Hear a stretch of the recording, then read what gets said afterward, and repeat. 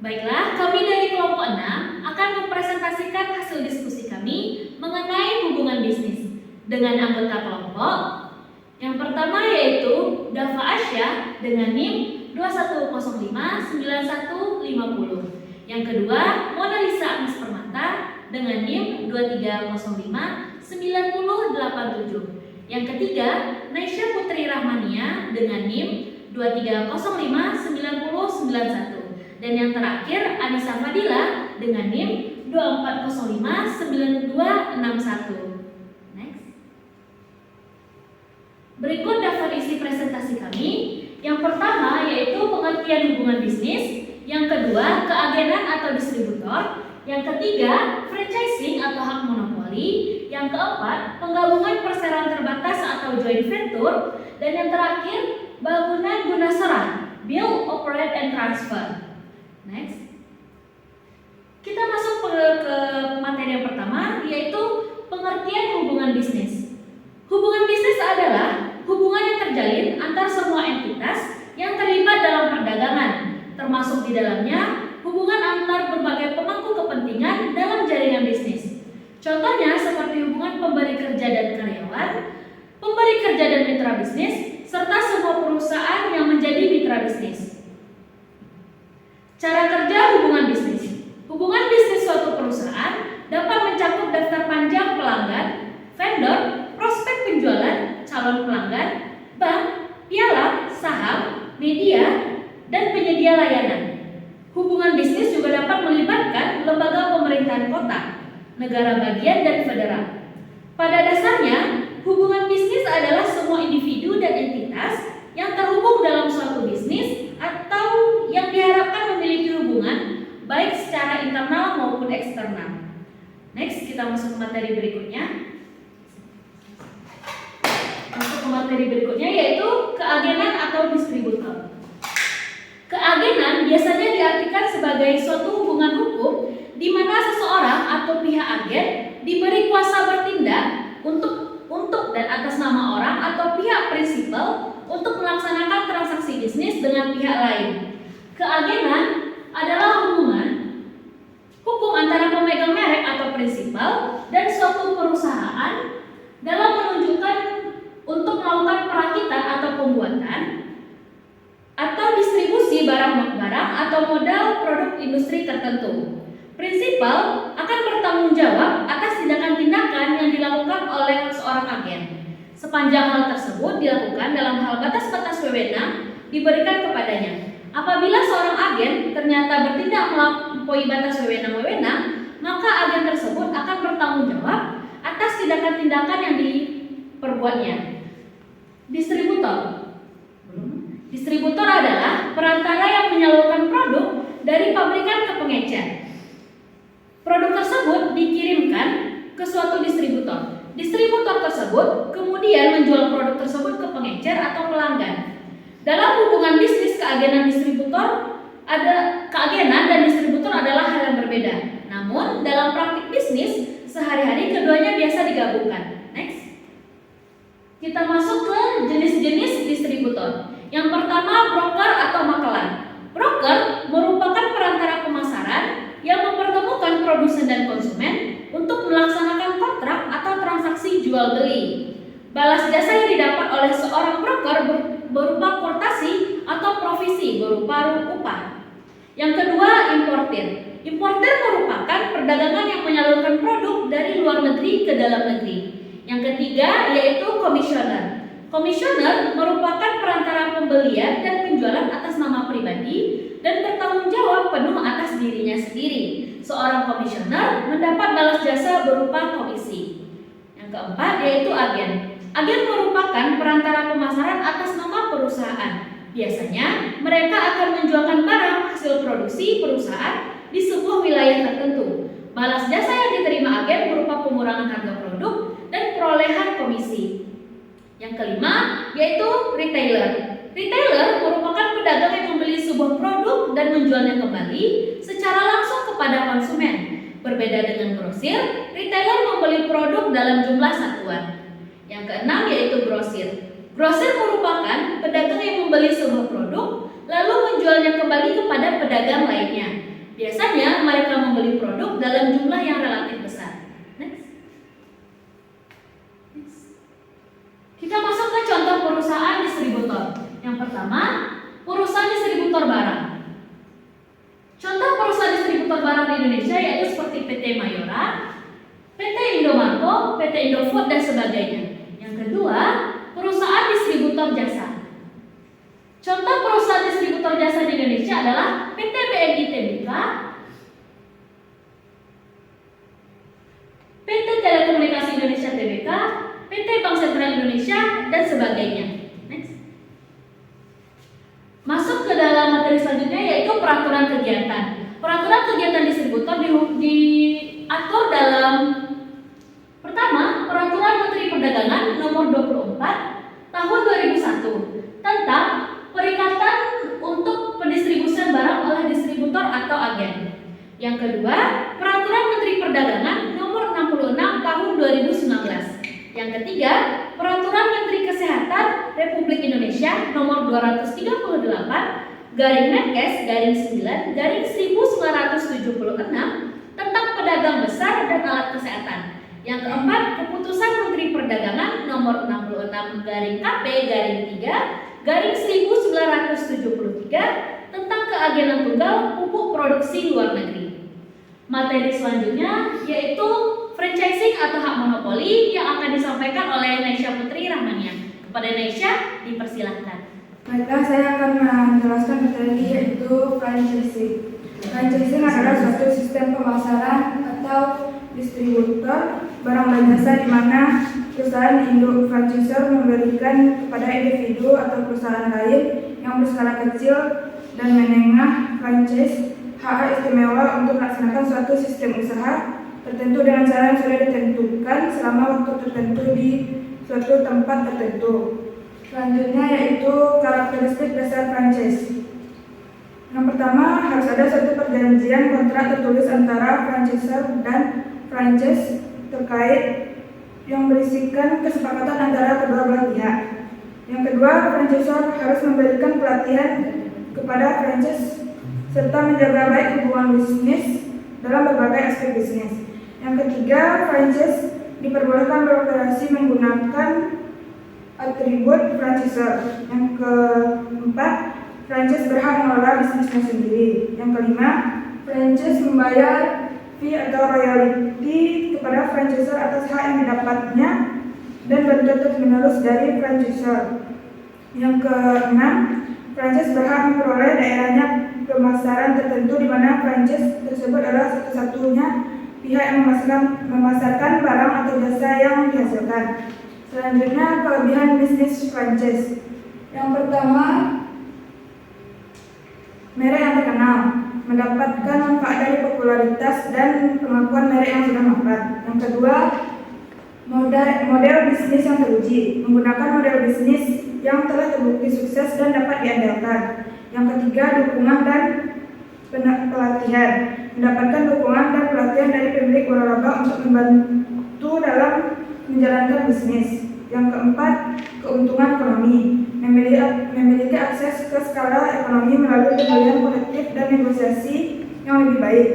Yang kelima, riset pasar, mendapatkan akses ke riset pasar yang komprehensif yang membantu dalam mengidentifikasikan peluang dan permintaan pasar. Yang keenam, bantuan pemasaran, mendapatkan bantuan dalam strategi pemasaran dan promosi untuk memperluas basis pelanggan. Yang ketujuh, konsistensi operasional, menerapkan proses operasional yang konsisten dan terstandarisasi di semua lokasi waralaba. Yang kedelapan, rantai pasokan yang terorganisir, memiliki akses ke rantai pasokan yang terorganisir dan dapat diandalkan untuk memastikan ketersediaan produk. Yang kesembilan, dukungan komunitas, menjadi bagian dari jaringan komunitas waralaba yang dapat memberikan dukungan dan kolaborasi.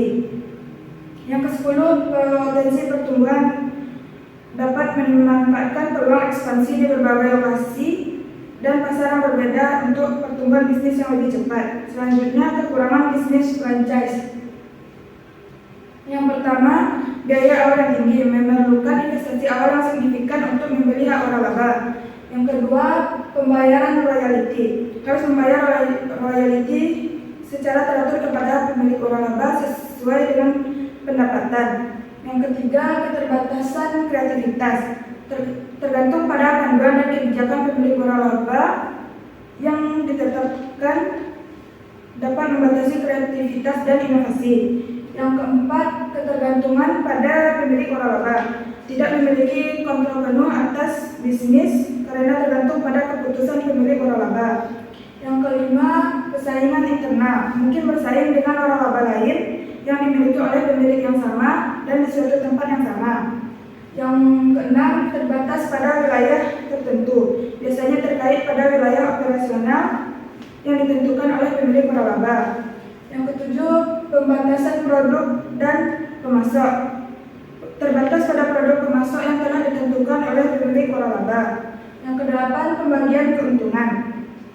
Harus membagi keuntungan dengan pemilik waralaba sesuai dengan perjanjian. Yang kesembilan, ketidakpastian perpanjangan kontrak. Ada risiko bahwa kontrak waralaba tidak diperpanjang setelah berakhir. Yang ke-10, terkait dengan reputasi pemilik waralaba. Jika pemilik waralaba tersebut terlibat dengan skandal atau masalah hukum, maka bisnis waralaba dapat terpengaruh oleh hal-hal yang negatif. Selanjutnya, contoh franchising. Yang pertama yaitu McDonald Indonesia, yaitu waralaba restoran cepat saji. Yang kedua, KFC Indonesia, waralaba restoran ayam goreng. Yang ketiga, JNT Express, waralaba dengan layanan logistik dan kurir. Selanjutnya, peraturan franchising. Yang pertama itu peraturan pemerintah nomor 35 tahun 2024 tentang waralaba. Yang kedua, peraturan Menteri Perdagangan nomor 71 tahun 2019 tentang penyelenggaraan waralaba. Sekian dari saya. Selanjutnya akan dilanjutkan oleh Anissa Fadila. Baik, joint venture adalah bentuk kerjasama bisnis antara dua atau lebih perusahaan yang setuju untuk menggabungkan sumber daya mereka dalam menjalankan proyek atau usaha tertentu. Dalam proyek joint venture, masing-masing perusahaan tetap berdiri sendiri, namun mereka berbagi keuntungan, resiko, dan tanggung jawab sesuai kesepakatan yang telah ditetapkan. Contohnya PT Telkomsel Indonesia dan PT Indosat. Kedua perusahaan telekomunikasi ini bekerja sama untuk membangun infrastruktur jaringan telekomunikasi di Indonesia. Selanjutnya ada tujuan utama dari pembentukan joint venture. Yang pertama, membagi resiko. Perusahaan dapat mengurangi resiko yang harus ditanggung sendiri dengan berbagi resiko bersama mitra bisnisnya. Yang kedua, ada menggabungkan sumber daya dan keahlian. Perusahaan dapat menggabungkan sumber daya, teknologi, dan keahlian masing-masing untuk menciptakan keuntungan bersama. Selanjutnya, menghemat biaya. Perusahaan dapat menghemat biaya karena seluruh pengeluaran dapat ditanggung bersama. Selanjutnya, memperluas jangkauan usaha. Perusahaan dapat memasuki pasar baru dan memperluas jangkauan usaha. Selanjutnya, meningkatkan inovasi. Perusahaan dapat mendorong inovasi dan pengembangan produk atau layanan baru.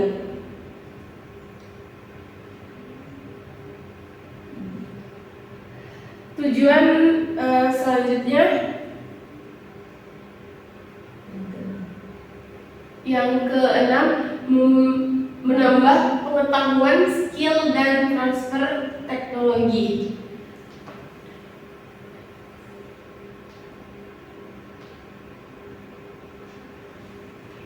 Keuntungan joint venture yang pertama, akses ke pasar baru.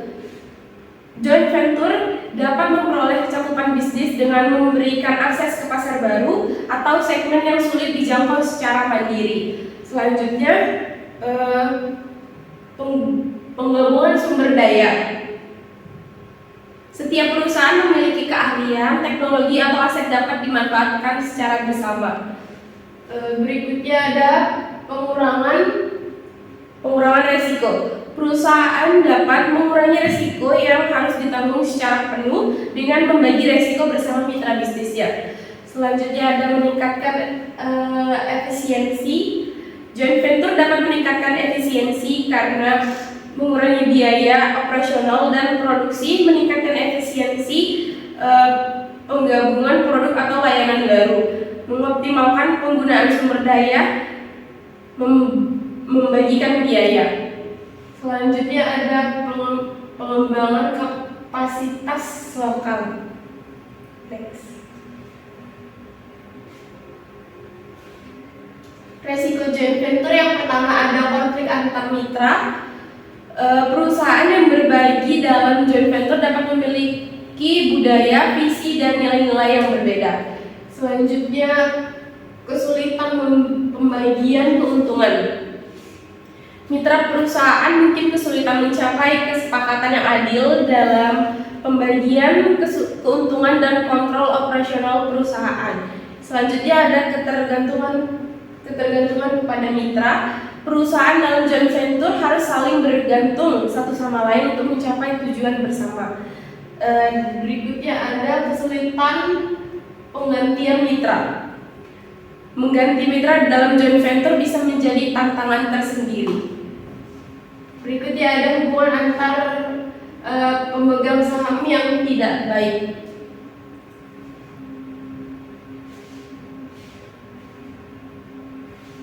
Peraturan kegiatan yang pertama Undang-Undang Nomor 25 Tahun 2007 tentang penanaman modal. Berikutnya Peraturan Pemerintah Nomor 27 Tahun 1999 tentang penggabungan pelaburan dan penggambilan perseroan terbatas.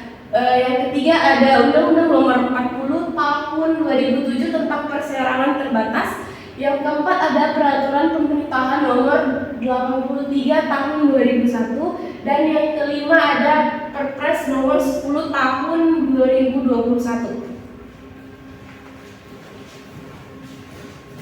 Baiklah, untuk materi selanjutnya akan dibacakan oleh saya sendiri, Davasya, yaitu tentang pembangunan seraguna atau biasa disebut Build, Operate, and Transfer.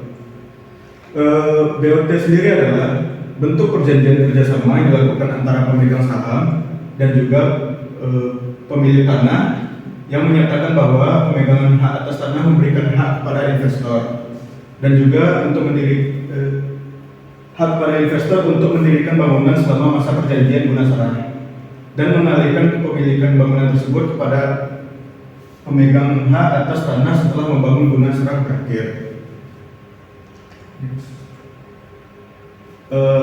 BOT juga bisa dimaksud yaitu pemanfaatan barang milik atau kekayaan negara atau daerah yang dilimpahkan pengelolaannya kepada perusahaan umum atau perusahaan daerah yang berupa tanah oleh pemerintah dengan cara pemerintah atau pihak lain tersebut membangun bangunan di atas atau sarana berikut fasilitas di atas tanah tersebut. Subjek pajak di dalam BOT. Subjek pajak di dalam BOT terdapat dua, yaitu investor dan pemegang hak atas tanah. Investor yang dimaksud yaitu investor yang diberikan hak untuk mendirikan bangunan dan menggunakan atau mengusahakan bangunan tersebut selama masa BOT. Dan pemegang hak atas tanah yaitu orang yang memberikan hak kepada investor. Untuk melakukan kerjasama Build, Operate, and Transfer atau BOT harus melakukan 3 perjanjian, yaitu tahap-tahapnya. Yang pertama ada tahap pembangunan. Pihak pertama yang menyerahkan tanahnya kepada pihak lain untuk dibangun. Selanjutnya ada tahap operasional.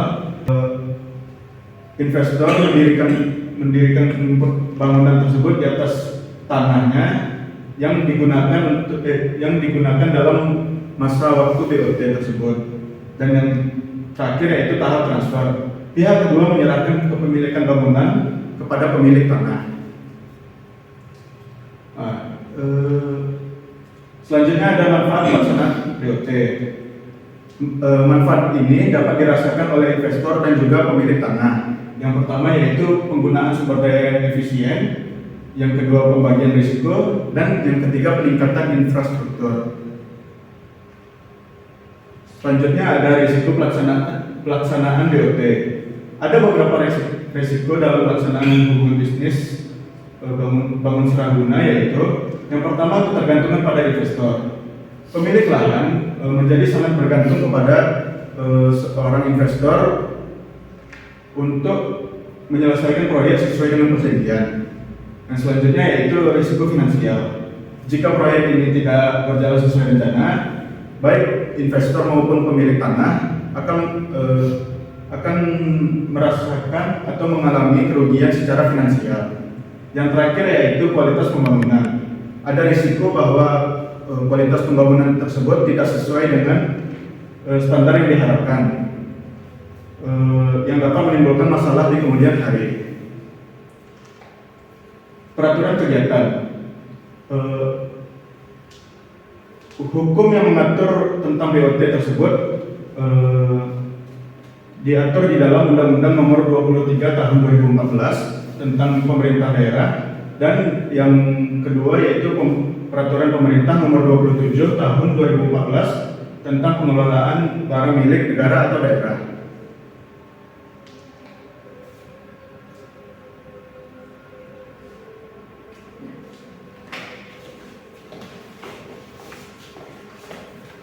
Baik, sekian presentasi dari kelompok kami. Terlebih dan terkurang kami mohon maaf. Assalamualaikum warahmatullahi wabarakatuh.